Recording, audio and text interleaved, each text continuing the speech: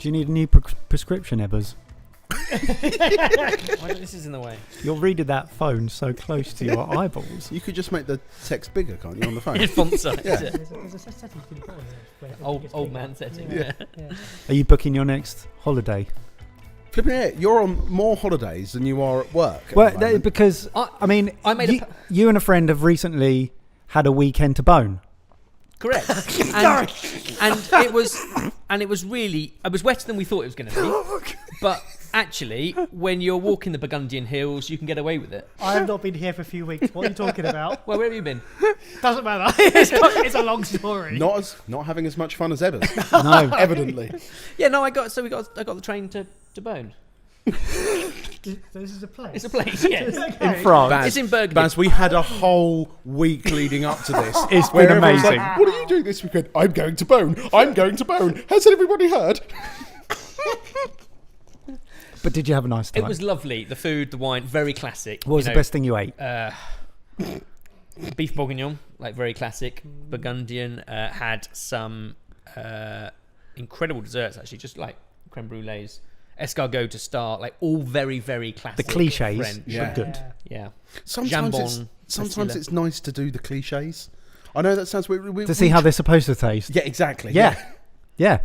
But like we travel so much, and we're always trying to find the new and the exciting stuff. But sometimes it is really nice just to do the things that a place is really well known for. Yeah, Classics. I'm going to plan a trip to Genova in Italy, which is the birthplace of pesto. Allegedly, I'm going to say allegedly. And allegedly, it's also the only airport that you can travel with liquids, providing that liquid is pesto. Great. It's the only exception to the rule of How traveling. do you know? How do you know this? Why don't you know this? It was in our Feast Your Ears podcast, fact or fiction thing that we did, and you don't listen to anything I ever say. Yeah, That was so confusing. That podcast was behind a paywall. I didn't even listen to it.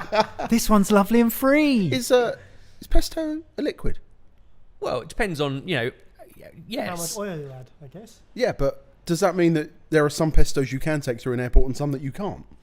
Because depending on how thick you make it, it's either a paste or it's a liquid, surely. But it's a paste, a liquid, technically. Well, I'm not part of the TSA, but...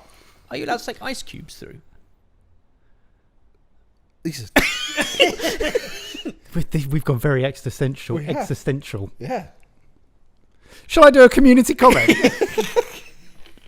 So, off the back of Baz's amazing takeaway failure, where he melted his nan's oven, we asked you guys for your kitchen horror stories, and I've got a great one here from Alex Tom. So, settle in, boys. Mm-hmm. One January, a few years ago, I needed to move abruptly to take up a job in a new town. My girlfriend's pal had just had a big breakup, in brackets, sad, and needed to sublet a room, in brackets, good.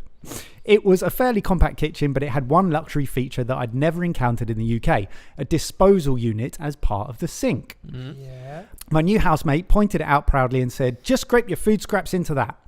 Oh, no. Now, for whatever reason, a rare moment of male intuition perhaps, I never did. 6 months pass, my housemate moves out, my girlfriend moves in. In the high summer heat, the disposal unit began to reek. I found the instruction manual and discovered my former housemate had been skipping an important step, turning it on. The unit was now too clogged to work, and months of food scraps have been scraped into the disposal and were percolating into a fragrant sludge. Oh. I had no option but to empty it manually. Never put your hand in those things. I began with kitchen tongs, hauling out old chicken bones covered in black gunk. The stank was diabolical. Like Apollo 13, I began to ration my oxygen. I started jimmying a toilet brush to try and dislodge whatever was blocking the exit pipe. Big mistake. The bristles spattered the fermented ooze all over my face and clothes. No. And by the time I'd finished, an hour or so later, I needed a long sit in the shower.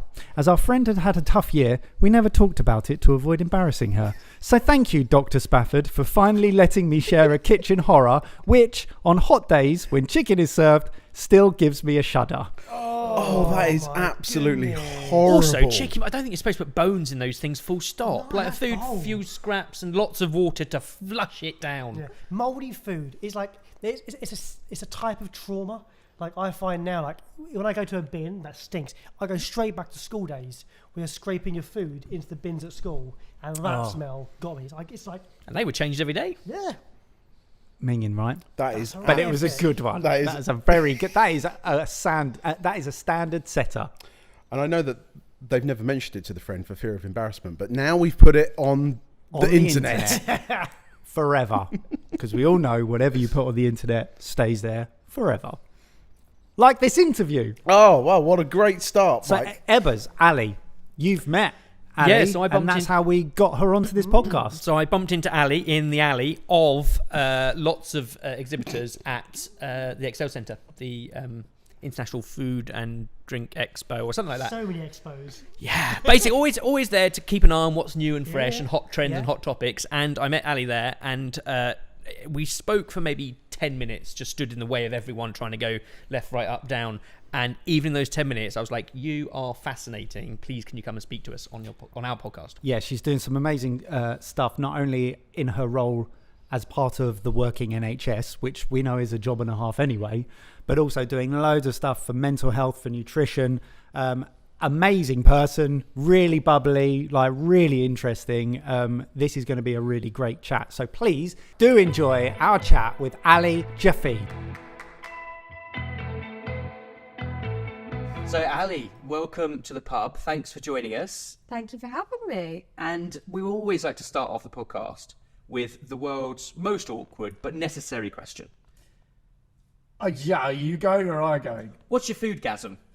You're going. And by that, what we mean is, what is that one moment in food, it can be real or fictional, that is just super memorable, and it might be a place or people that are with you when you're eating certain food. But what is that one moment that you just want to archive as like, that is my favourite? Okay, so I have two, but they're in the same category. So the key to my heart is cake and cupcakes, hence the song. I noticed the socks, Nice. they're excellent. So since I was little, growing up in North London, I've gone to Primrose Bakery for my birthday cake, literally since I was 4, and I'm now 28. And they do something called a melting moment, and it's essentially like a shortbread cookie cake, and inside it is custard cream. And when you bite into it, it's powdery, but it still stays all together. And then the actual congealing of the cream in your mouth, it's like nothing I've ever experienced, hence the name melting moment. And it's literally my death row kind of dessert. Wow. But then from a sentimental point of view, my grandma from South Africa, who passed away a few years ago, her chocolate cake is my absolute go-to. And she claimed to have given my mum the recipe, and she was always very cheeky because she was a great baker. And whenever people asked for recipes, she'd purposely leave out ingredients so they could replicate. Yes. So my mum has Sabotage. the recipe, such but a good has move. never been able to replicate it. Which is such a shame. We're talking about it now. And that's the key. That's my legacy. That's what I want to leave is we try it, but we can't quite get it right. Well, that's because I omitted a couple of ingredients. Funny. I know. Talk about spitefulness. So you're clearly a foodie. Yeah.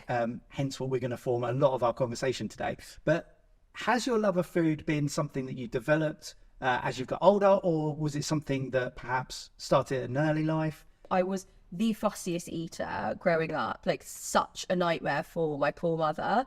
And probably only at 17, 18 started experimenting. I didn't get into medical school first time round, so I ended up working for the first 6 months of the year. I took a gap year and then I reapplied and I went travelling. And in that time, just by myself, I went travelling by myself, was when I was like, I want to try everything, and that includes food. I think that's how late we're talking. Like when I was 18, 19 was when I realised how passionate I am about food.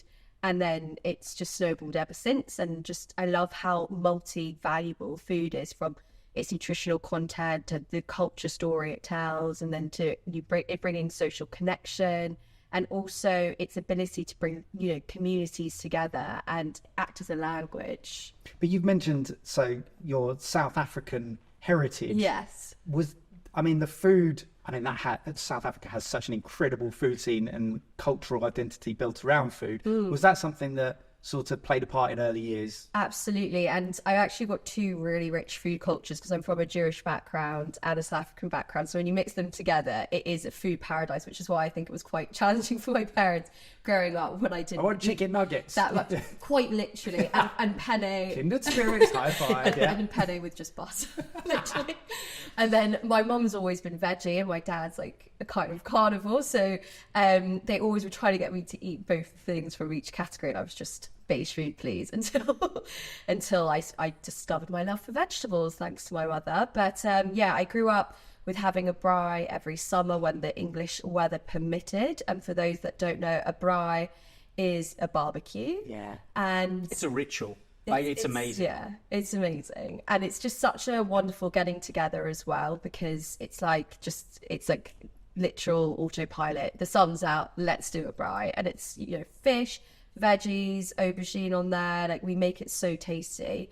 And yeah, in terms of South African food culture, I would say the produce, as we were discussing before, is next to none. And from having a vegetarian mom, she really was always like trying to feed me avocado and all sorts of lovely green vegetables. And when I'm out there, I just realised, wow, it tastes so much better out here than it does from an importation point of view here.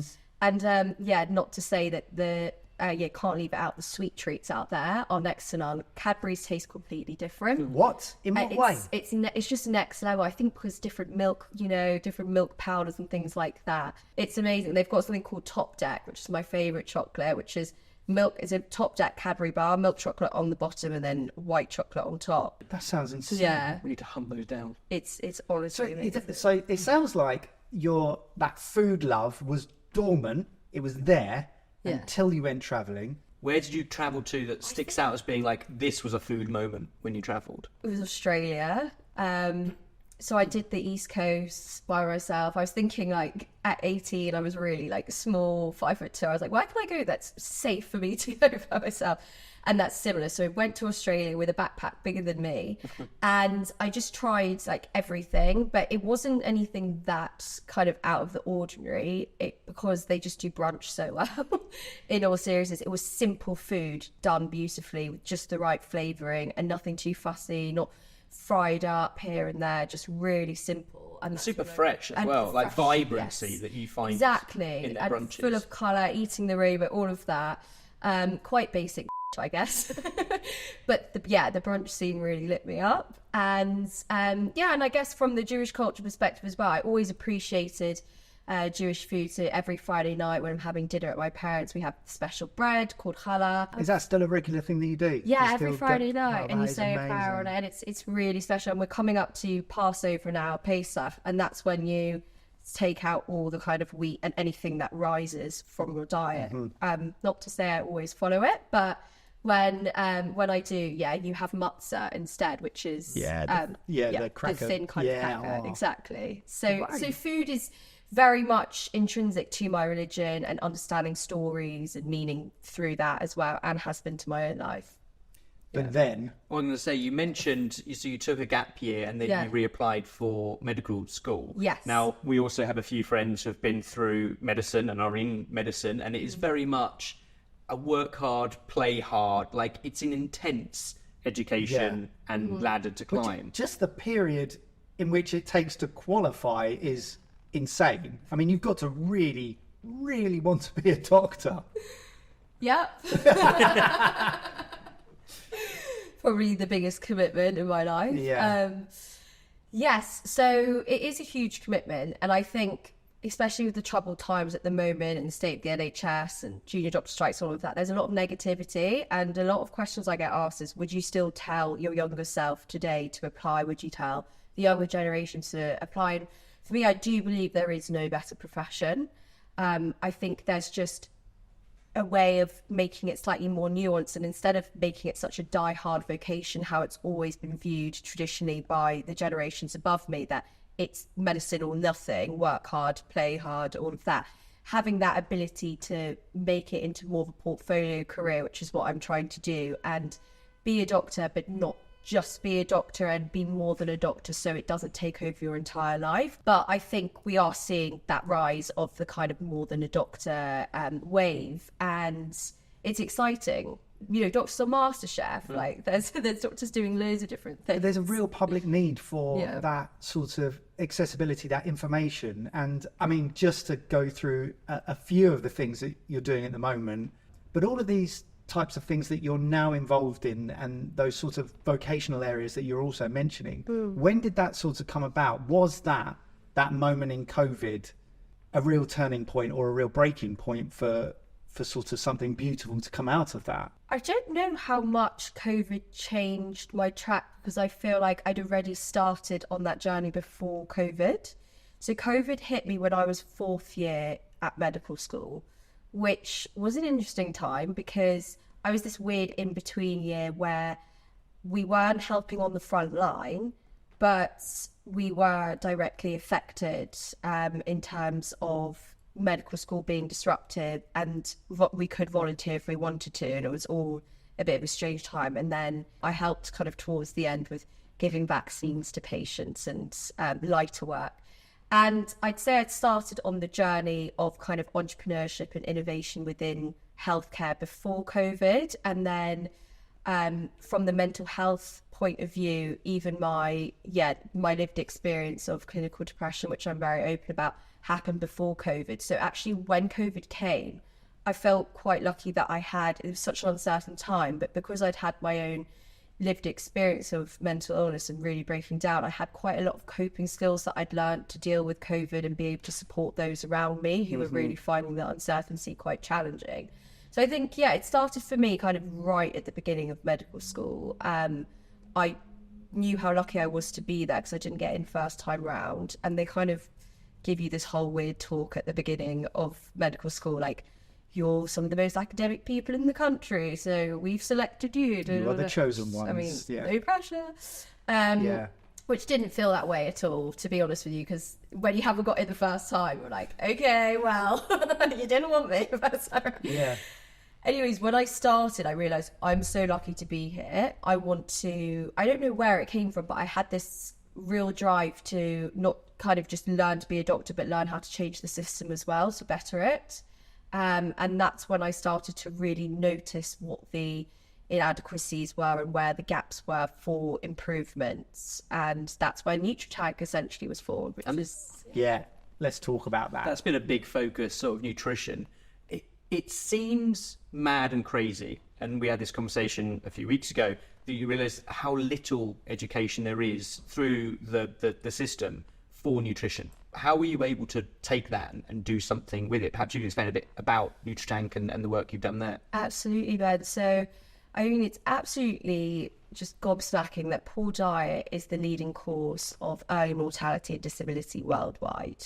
And yet, within the medical school training programme in the UK and mainly most Western countries, so it's not just a problem in the UK, it's a problem in Western medicine that's very reactive and not proactive, and looking at the model of a pill for every ill, essentially. And it's just gobsmacking that with these stats and with all these deaths and disabilities and people having to go out of work because of whatever their chronic condition is, that we aren't actually taught how can we effectively advise patients to alter their diet and lifestyle. And so when we started, my co-founder, Dr. Ian Broadley and I, when we started digging into the problem, and this was only in our second year of medical school, we realised that lip service is paid to diet and lifestyle everywhere. So in all the guidelines, the NICE guidelines, which is the National Institute of Care and Excellence, so every healthcare professional is essentially aligned with these guidelines. And for every condition, you can see a rough management plan, but you have to obviously apply it to the individual at hand. And the first line management of every chronic condition, I'm talking from diabetes to heart disease to polycystic ovarian syndrome, you name it, whatever the specialty is, offer patients diet and lifestyle advice, but no actual teaching or practical training. You know, we do a lot of patient actor scenarios, and so we have a lot of amazing kind of role playing throughout medical school. No scenarios were dedicated to advising patients around diet and lifestyle. And so it just seemed like a huge disconnect and some sort of cognitive dissonance. When we spoke to our senior faculty members, there was this kind of barrier around inertia and around, well, I'm a successful doctor that's been practicing for 20 years. I haven't needed it, so why do you? Without taking a step back and reflecting, well, the NHS was set up in 1948 as an acute service to help with crises, and it was never set up to be able to address chronic conditions that have largely occurred due to many factors, whether that's the socioeconomic status of the individual or their neighbourhood, or the food environment, the politics, whatever.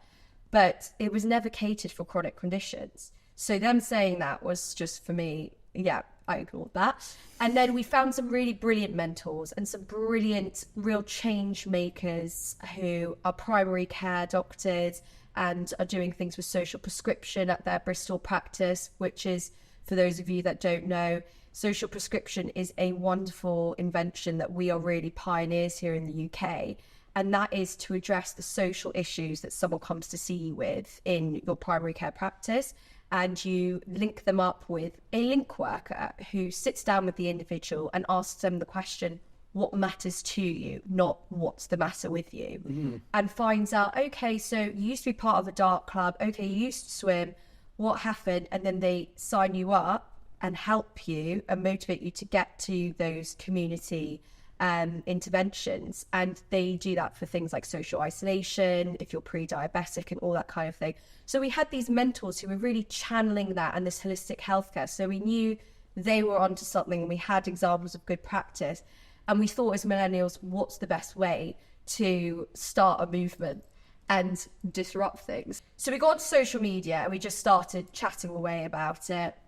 Try to find as many medical students across the country, because we have friends who were interested in this cause and learning more about nutrition and lifestyle to not only prevent chronic disease, but manage the symptoms once they started, and in some cases reverse the chronic disease like we've seen with diabetes. So we set up these Nutritional societies that then essentially were able to teach medical students how to look after themselves as well as their patients, because we realised that healthcare and self-care were actually two sides of the same coin. And that started to make a bit of noise. And then BBC Radio 4 got wind of us, and Sheila Dillon, who is the absolute queen of the food programme, got in touch with us to come on the show and talk about medical students not learning enough about nutrition.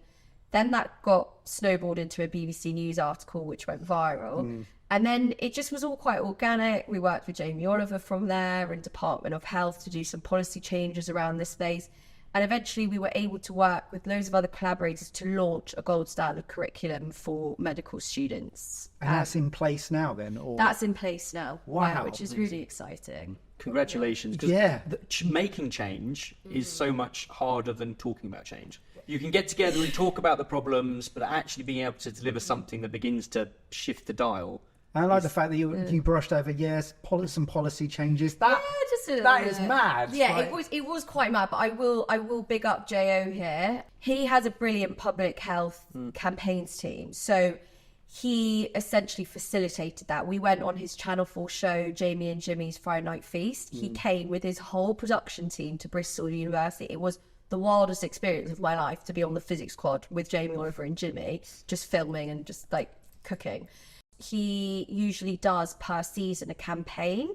He decided he wanted to do a campaign nutrition for medics and work with us. And through that, and through, stand on the shoulders of giants, through that, we got a meeting with Department of Health and worked with his team to get a clause added to the NHS 2019 long-term plan with a greater commitment to nutrition education for frontline staff. Mouthful, but it wasn't all us essentially. But it is a testament to the people involved that move it are people who holistically believe that change needs to happen, and you have to be passionate, and you have to drive, and you have to go out of your way to actually do something rather than just follow what always has been.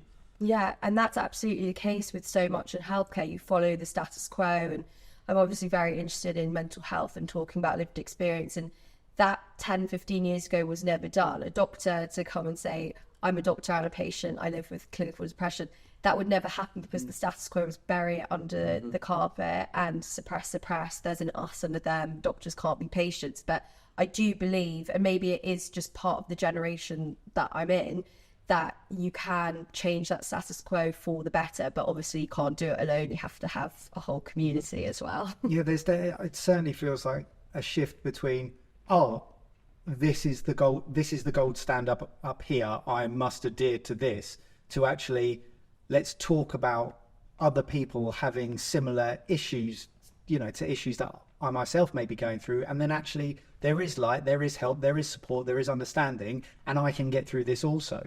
I mean, you touched upon some of your mental health struggles. I mean, how has that influenced sort of what you've been doing recently and the journey from here, and some of the work you're doing in and around that? Sure. So I'm really pleased to be starting in psychiatry in a few months' time. So that will be my specialty training program, and it's 6 years to become a consultant. But hey ho, like I said, long-term commitment. I've done this already. 10 years since medical school foundation program. And what's an extra 6? Yeah. What's an extra 6? So for me, I've always wanted to be a psychiatrist, even before I wanted to be a doctor. I just knew I wanted to work with people with mental illness from about 13, 14, and then realised what the path looked like to go on to do that. Very early on, I was exposed to mental illness and suicide and became very curious about it. So my maternal grandfather, so my mum's dad, he unfortunately took his own life when I was 2 weeks old. And he was a doctor in South Africa. And obviously that wasn't kind of my personal trauma, it was rather my mum and her siblings, because I was very young. But when I found out about it, I just was very curious and realised, I'm actually intrigued about how you can stop that from happening. And so psychiatry really became a huge vocation and calling for me from that kind of family lived experience. And then I just kind of have always worked towards that. And what was really challenging was when I became mentally unwell, halfway through medical school, I started questioning myself altogether. I was like, how can I be a doctor that wants to look after other people's minds, but I have an issue with my own? And all that questioning and self-doubt and self-shame of not being able to kind of admit to having a mental health issue. It took me so long to go see my GP. That was all kind of internalized stigma. And then finally, when I did get help and went on the road to recovery, I realized how important it was to speak out, because if I was having these thoughts about how can I be an us and a them, I'm sure many other doctors were. And I was reading so many stories online of doctors who, doctors in the UK, there's a huge problem with physician suicide. So it just only propelled me more and more after I had my own lived experience to work in the field and be open about talking about it with my clinical hat on, but also with my lived experience on, and the power of storytelling and giving those experts by experience a voice as well. Yeah, it's an amazing story. I mean, I feel like over the years, and we've been doing what we've been doing for over 10 years, and talking about food and scratch cooking and how food and cooking at home can unlock all sorts of things, not just nutrition, but a sort of routine and like purpose. And I mean, you mentioned that how sometimes food can almost act as medicine and Absolutely. Not just heal, but almost reverse syndromes. I don't know how much it can play as a preventative thing rather than a reactive thing, but what's your kind of philosophy? It's one thing that we've always been cautious never to talk about food as medicine because we're not qualified, but in your realm as a doctor, what's been your experience of kind of food as medicine? So I'm a big fan of this phrase. Other people will find it controversial, but actually the NHS Hospital Food Review uses that nomenclature in the protocols and guidelines around how to improve NHS hospital food. And I believe that food really can be medicine, but the caveat of that, and I want to get this nuance across in this podcast so I don't get misquoted or people hear what they want to hear. The caveat of saying food is medicine is not to throw everything out the window as well, and not to go down that, I'm a naturopath, well, I will only have food as my medicine. It's not to say that if you're a cancer patient, you should stop your chemotherapy or anything like that. There are some crazy extreme stories that were exposed in a wonderful documentary called Clean Eating: The Dirty Truth. And that showed that when the food is medicine mantra goes too far, it can be dangerous. So just wanted to get that nuance and caveat out in the open. Now, the research basis to show that nutrition interventions can prevent, manage, and sometimes reverse chronic disease is growing and growing. And what the problem is the guidelines take quite a while to catch up with the new research. But what we do know is that the Mediterranean diet has the greatest amount of research behind it. That's wonderful because obviously that is something you can advise a patient to adapt their diet more towards. But the caveat with that is that culturally appropriate for everyone? No, because I've had situations where I've been speaking to a Somali middle-aged male patient who has come in with high blood pressure and pre-diabetes, and am I going to say to him, I think you should eat more with a Mediterranean style? Chuck some olive oil on it. Like, it's not what's relatable to him. You have to meet people where they're at.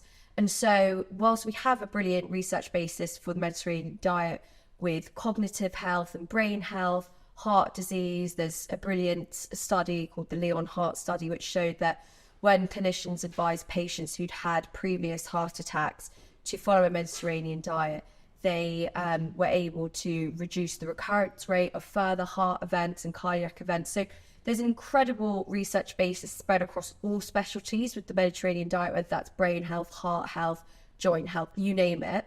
But the problem is obviously how do we individualize and personalize that, make it culturally appropriate and make it in line with people's socioeconomic status and where they live in the country, because some people have an access issue and there are food deserts.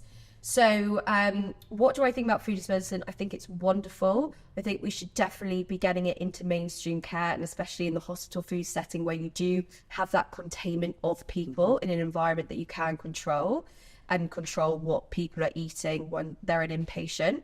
But I also think the issue is, well, what about food as medicine on the outside? How do we improve the food environment so that the food that is available is more therapeutic to people's health and not just, living in an entire nutrient poor, ultra processed food environment? It's very complex. When you mention the Mediterranean diet, and I know you can't do broad strokes, but I'm probably going to ask you broad strokes.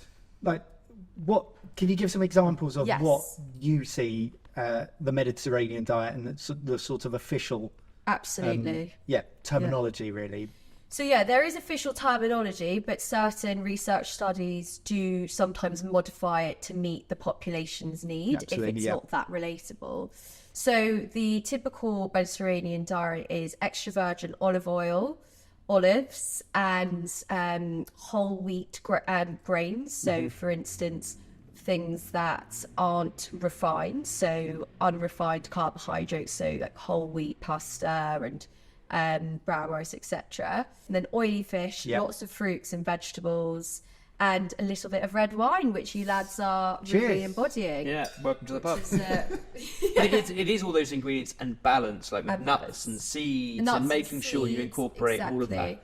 And eating together is very much in line with the Mediterranean diet. That was going to be my next question. The social benefits as well. I mean, that's massive as well. Huge. And I think something quite an exciting project I worked on a few years ago in a psych ward was I brought a Mediterranean style cooking project to a male psychiatric intensive care unit. So people who've been sectioned who are experiencing acute psychosis, so very, very unwell, secure unit. And I didn't know how the outcome of that project would go. I couldn't believe I was actually allowed to do it in the first place. But I wanted to do it because I had a huge interest in the fact that when you're on a psych ward and when you live with a psychiatric illness, not all illnesses, but I'm talking about severe mental illness, so schizophrenia, bipolar, a lot of the time you can have a sedentary lifestyle when you're on the ward because a lot of the meds are very sedative. And a lot of the antipsychotic medications also, they also have an impact on your metabolic health. So you can be exposed to pre-diabetes, and unfortunately it's this kind of catch-22. I'm taking the meds to improve my mental health, but unfortunately my metabolic health is affected. So I was reading all the literature about that, and I had to do a project at the end of medical school, and I thought, well, I'd love to go to a psych ward and do a bit of cooking. Quite random. And so I go along to the psych ward and I did a 5-week program using Mediterranean style principles because I wanted them to have an impact on their mood, brain health, as well as actually looking at their physical health and reducing the metabolic burden from the medications and the lifestyle. And the biggest thing that came out of that project was the connectedness from eating all together. So this psych ward, it was summertime. They happened to have a really nice garden, had quite good funding. And they had a basketball court and a really nice garden. And after I made the foods, I lay it all out for everyone so they could assemble it themselves, and I'd ask them to smell the rosemary or the basil that I'd cooked with, just to kind of have that multi-sensory food education kind of experience. But the consultant psychiatrists, the mental health nurses, all of us and the patients all ate together outside enjoying this food, just chatting about normal things. And the consultant turned around to me at the end of the program and said, you've done me such a favour, because so many of these patients are so angry with me because I've taken their rights away because they're sectioned, and I'm there, you know, I'm doing things in their best interest because I'm holding their kind of legal rights essentially. And when I tell them that their tribunal's been cancelled because they can't appeal their section, or what, they're not ready to be discharged, they just absolutely can't stand me. But what you've done is create a humanising experience where we're all bonding over food and being human and normal together. And that was, I mean, whilst I did it from a kind of brain health perspective of wanting to like get healthier eating practices implemented, which did happen, you know, they switched out refined carbohydrates. They switched out white pasta for brown pasta, white rice for brown rice, to just up that fibre content, which our gut so loves and in turn affects our brain health. Whilst the nutrient benefits were there, I couldn't really quantify them because it wasn't a controlled study. The social connectedness, it was unquantifiable. Yeah. It was really magical. You mentioned earlier about self-care and how important that is, and I always think it's not just in medicine, but in all sorts of industries when you're battling with shift work and irregular hours and really intense work as well. And I think hospitals probably aren't the best places in terms of getting access to good, fresh food. But how, as doctors, do you, or perhaps just personally yourself, how do you make sure that you look after your own diet in a really busy, hectic, shift-based sort of week? Such a good question, and it's actually quite interesting. I feel like chefs and doctors are similar in the sense that the self-care can sometimes fall down as you're giving and giving. You spend your whole career looking after other people, hospitality and medicine, and you forget to look after... Well, you don't have time. We don't have time. You're exhausted, and it's the end of a long day. Yeah, and money is always tight. Yeah. I'm going to answer your question, but I will just say I've just finished The Bear, and oh wow. And watching the stress and the noises and all the multi-sensory, I was like, wow, this could be A&E. It was literally, the parallels were so fitting. And obviously, I know that chefs have a huge issue around burnout, mental health issues, addiction issues, very similar in a sense to the pressure. Well, not similar pressures, but very similar manifestations in terms of negative coping mechanisms as doctors and other frontline staff. I just find that really fascinating. But from the self-care front, so what I would say is I have my own individual lifestyle habits that I've trained myself to have because I've seen the benefits. And whilst they're all brilliant, I would say I'm very disappointed with my workplace environment in allowing me to make these habits easier and not just relying on me as the individual. So me as the individual, I feel like I'm very passionate about mental fitness and my physical health. So I do meal prep and I do eat very well most of the time, like in an 80-20 type pattern. And so I bring good food to work. Now, if I was in a situation, which has happened to me before, where I'm on back-to-back nights and I've just not had the energy to meal prep and I wanted to have something at my hospital out of hours, so during nights or on call at the weekend, my hospital would very much not provide me with that. I would be left with biscuits, some maybe toast from the patient kitchen or a vending machine because the canteen's shut. And to be honest, even if the canteen was open, I really don't see a lot of nutritious food in my hospital canteen. So how do you look after yourself when the environment isn't there to support you? And I think for me, this comes down to healthcare workers not being valued enough, and also comes down to the issue of food being part of hospitality, but not a therapeutic side of health.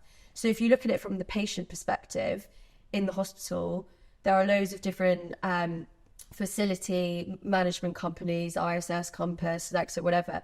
They get these contracts to supply hospital food, the vending machines, etc. And it's seen as hospitality rather than this is mainstream part of the clinical plan from the team. Whereas in Eastern medicine, in Singapore, wherever you are in the East, food is therapeutic and you're put on a heart health diet there and then in the hospital. Now with us, when you're the staff, you're even lower than that. You're the bottom of the Literally the bottom of the food chain. of the food chain. Lovely. You're facing Very two well of those said. challenges. That is not just the frontline workers and the staff aren't valued enough, but the importance of good diet isn't valued enough. And then you're losing at both ends. Exactly. And the story I come back to, which is why I do a lot of work now in the hospital food space, which I can tell you about, is when I was on my surgical placement, my surgical job, a year and a half ago or so, and it was coming up to Christmas, about 10 days for Christmas. I went to the paediatric A&E to go and see one of the patients. And I went up to the nurse in charge, the sister, and I said, "Sister, could you help me find the notes?" And I just looked down at her desk. She was incredibly flustered. You know, the phone was going off, all the noises, etc. And I just looked down at her desk, and there was an empty chocolate advent calendar for Christmas. I was like, "This is so strange." So I said to her, "Sister, why have you got an empty chocolate advent calendar? Christmas isn't for 10 days. And she was like, "Doc, I can't tell you, I've not been able to pee today. I've not been able to go out and get lunch. I didn't have time last night to make lunch. A patient's relative came and delivered me this chocolate advent calendar today to say thank you for yesterday, for working on her son. And I just thought, I got nothing. I need to just eat all of this to sustain myself." And it was empty. I just stood there and I was like, this is not healthcare. This is honestly, we are not caring for those who are caring for others. It's just a very backward system. So I realised there and then that if there isn't hospital food environment provisions for the staff, then I really do think we will start to see an impact on patient care. And it comes down to this value piece. The junior doctor strikes to me at the moment, it's a very complex matter. Pay is so important, and absolutely the pay's not been adjusted for inflation over the years. But it comes down to me around an overall value piece that healthcare workers aren't valued enough. We clapped in the NHS during COVID. Then what happened? There was no mental health support really across the board. There was obviously brilliant charities and there's brilliant programs, but in terms of to actually deal with the volumes, there wasn't enough. And hospital food for staff, it's never even been thought about. And so they're left with vending machines, ultra-processed food, and ultimately that won't make you productive and feed your brain, and potentially could make you more reactive. Obviously, these are all hypotheses, but I've seen it in terms of anecdotal evidence. Makes you more reactive if you're in a sugar crash and you can scream at a staff or even a patient, especially if you're exhausted as well. And ultimately, that could lead to, for all we know, mistakes, or who knows what could happen. If you're hungry, you don't make good decisions. If you're hungry, I definitely don't make good decisions. And When you're hungry, I'm grumpy. Yeah, and I am I mean, I do this for a job, so you know it's hardly. But also, if you're not valued, then you're not necessarily going to be in that mindset to be devoting your entire career to it, and that's when you have really talented, qualified people who've spent huge amounts of time qualifying, leaving the industry because they're not valued, and then you're back down to square one, and all sorts of problems continue. So what's the, hypothetically, or perhaps practically, magic wand currently, what's the route out of that? What I know it needs to change, but how do you see the change being implemented, and what are your thoughts on that? Yeah, so I mean, lucky for me, I'm in a community of change makers that is working on the situation, and that's where I met Ben. So I'm part of an NHS hospital food review committee, and that's chaired by Phil Shelley from NHS England, who is the most wonderful man and huge mentor to me. And he created the Hospital Food Review, which is a document looking at what the current state of play is and recommendations for how we can change things for both patients and staff. And Prue Leith, Prue, cheers to Prue. She's a patron of this review, and she's one of the faces of it, essentially. And so we're getting some really big people to back this situation and support the situation, that it's not fit for purpose and not fit for staff to carry on the way they are.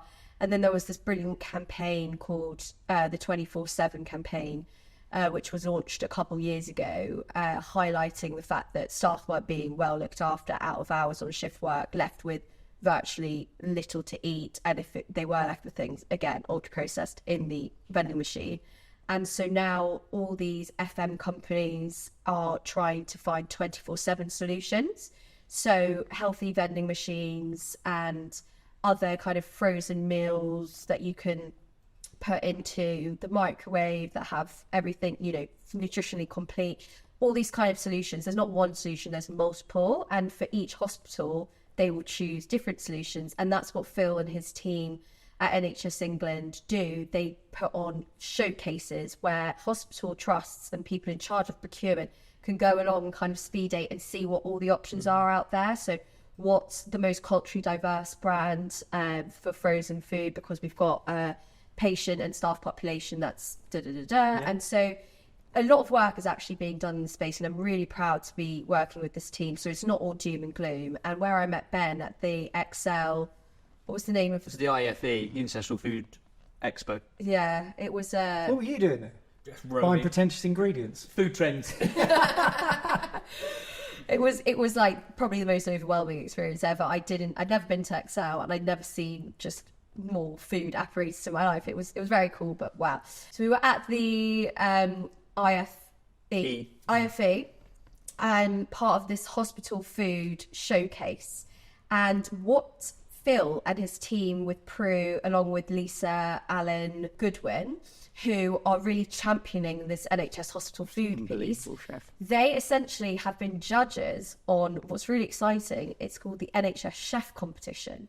So not only are we looking at the situation of how can we provide more for staff in a 24/7 solution, but we're looking at how can we empower chefs to make the food in the canteens healthier. That's amazing. But at a lower cost. So Lisa Allen Goodwin was the judge, the chief judge at this year's NHS Hospital Chef Competition. And it's all about empowering these chefs to say, you are so important. What you are doing is as important as the doctors. It's as important as the nurses, the speech and language therapists. What you're putting on the plate is going to help patients and staff. You're fueling the care for these patients. You're fueling the carers to care, essentially. Yeah. The result of that is also they're trying to go into schools and catering colleges and show the power of working in hospitality within healthcare. Often isn't a job that's really promoted for young chefs. It's like hospitality trade or nothing. It's kind of there is no alternative. And I think there are so many chefs now who are realizing they have incredible skill set, but they're in really tough shift work, long hours. And actually, if they were to put that same skill into other industries, and healthcare is one of them, you can really make such a difference. So rewarding. What a rewarding but creative conundrum to you've got your budget, you've got obviously your taste, your nutrition, you've got as a chef, which I am definitely not, like what an amazing creative a brief.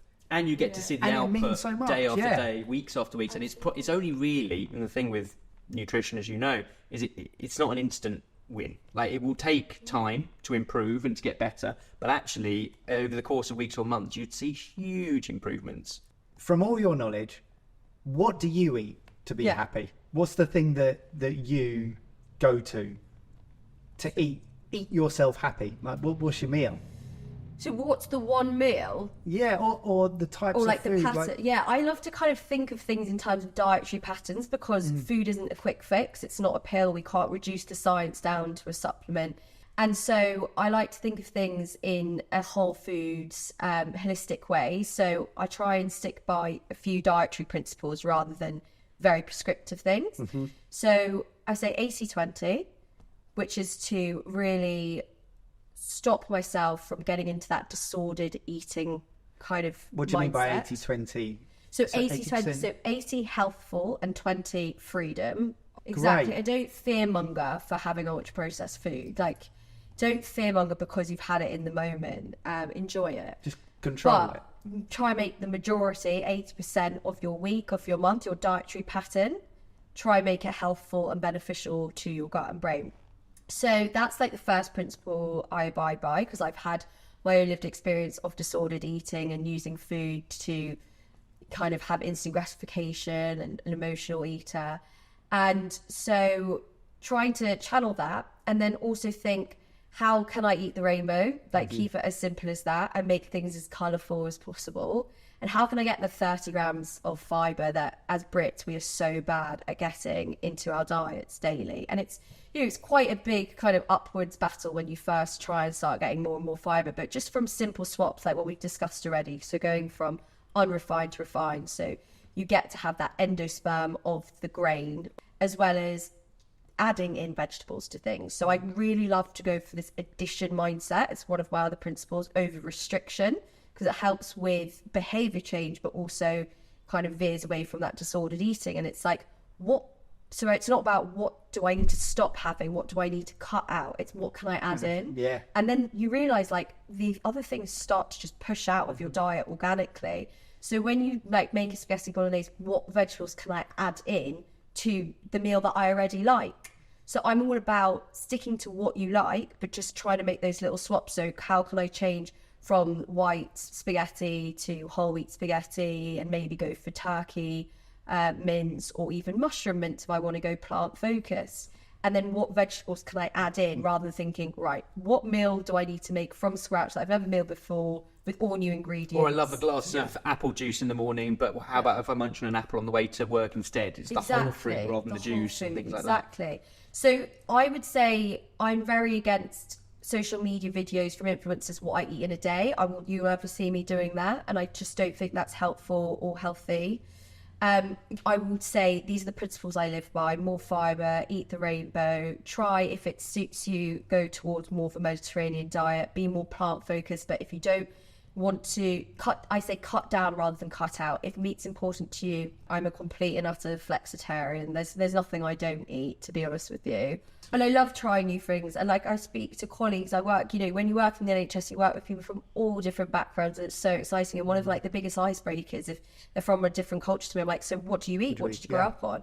And this lovely Libyan colleague of mine literally once brought me in from home, and he put it in our doctor's staff room in the mess. He sent me a WhatsApp being like, I've bought my mum's, I can't remember the name of the food, but these kind of like little meats, veggie pastries. He's like, I've left them in the fridge for you to try. That is amazing. I was like, you're amazing. That's the most thoughtful thing ever. And I get a taste of your culture. I've never been to Libya, but at least you got it educating me through the foods that you eat. Yeah, and it was lovely. I used to live next door to someone from Poland. Yeah. And we got on really, really well. And she was like a real keen cook, and would always cook extra stuff because she knew that she could bring it around to us, and I would be bang up for trying it. And then she then asked me for my opinion. I'm like, we're delicious. I don't know what, like, I wouldn't change anything about it. It's amazing, and it's from where you're from. Yeah. Just having that exposure to those being different cultures, and just going, absolutely, I'd like to try that. Drawing the parallels between the chef and the doctors in terms of different qualifications, but other than that, yeah, and different positive coping mechanisms. Like, we know that the fun, the camaraderie in the kitchen is really strong, and the sense of humour. Is it the same for doctors? And are there any sort of that sort of camaraderie and I don't want to say the word banter, but the humour and the light relief between what is otherwise incredibly serious? Are there any great examples of how you stick together and get through the tough times, and that you can share without getting in trouble? Yeah, putting a positive spin on that. No, I think, what's so wonderful about it? I think that's such a great comparison, that kind of camaraderie piece. The difference and nuance I will say is I feel like with chefs, and not always, especially if you've got someone at a chef's table in your kitchen and they're staring at your every move, but with doctors, there's no escape. You can never take the mask off. Whereas I feel like that episode of The Bear that I'm referencing, that is kind of like my I would say, generally right. speaking, chef's bedside manner's not quite. And as it's good. absolutely. But in terms of they're shielded death, from, but they're shielded. They can swear because the customers won't necessarily. Maybe they'll hear, but they won't see. Whereas even within the doctor's office on the ward, the door is often always open. So I feel like I always feel like. Always guarded. I'm always guarded, and I'm always aware of what I say, especially patient confidentiality and things like that, because you don't really, unless you go to the doctor's mess, so out of the ward, you don't really have that kind of divide where you can just be yourself kind of thing. So there is a lot of camaraderie. When I've been in surgery, I never ever wanted to be a surgeon, and I got 6 months of it, which was not so delightful, but the camaraderie in surgery was the biggest laugh, and being in theatre with some of these brilliant surgeons, and like sometimes the music was on, and the laugh and the kind of coordination, which I can imagine with chefs being similar, like the theatre. It's a communication without almost having to say anything. They're just so in tune with each other. Nurse knows to pass exactly which laparoscopic tool, which thing, and it's like the same with which tools in the kitchen you need. So that was incredible to see from a teamwork perspective. Other signs of teamwork which have been incredible are in crises. So when there's an arrest, a cardiac arrest, a medical emergency call, a met call, when you go there and you know your role because you get assigned a role. Some people are a scribe, some people are on the airways. Seeing that teamwork is phenomenal, especially in crisis. And there is a lot of banter and a lot of good humour, but at the same time, I feel like because it's so pressured as a service, some of that gets squeezed out. And you can't necessarily talk about it with your partner or family, or, you've got little ones to look after at home, because you have to leave it in the hospital and they won't necessarily relate to it. So you've only got your comrades, your fellow colleagues who are going through it with you to talk about it, but the space isn't always there. We've had a similar. So as you mentioned the doctor's mess. We've got a doctor friend. He's an absolute mess. He's a very highly skilled bowel surgeon, right? And I mean, he just gives us insights into some of the things, and say, so what have you been up to? Oh, well, we've been doing this YouTube channel and making food videos. And then he'd just talk us through, well, I did a couple of surgeries, blah blah blah blah, and you'd end up just going. You just sit there in silence and go, you are a hero. You are saving people's lives. And it's something that's sometimes you just think you don't give enough thought to you guys on the front line. Actually, it's just unbelievable that you guys do what you do. Yeah, I feel very grateful to be part of the profession, truly, and I just only want the best for the healthcare system. I think it's important to call things out, but I also have a lot of gratitude to be in a role where I'm looking after some of the most vulnerable people, and you're there to hold their hand and actually try and find a solution, or just move them on to the next step if there is no cure or solution. And it's incredibly privileging. I feel very grateful to be in this profession. And bowel surgeons have a laugh. They fish out a lot of things from different... We've heard. Yeah. We've seen some images. Sense of humour.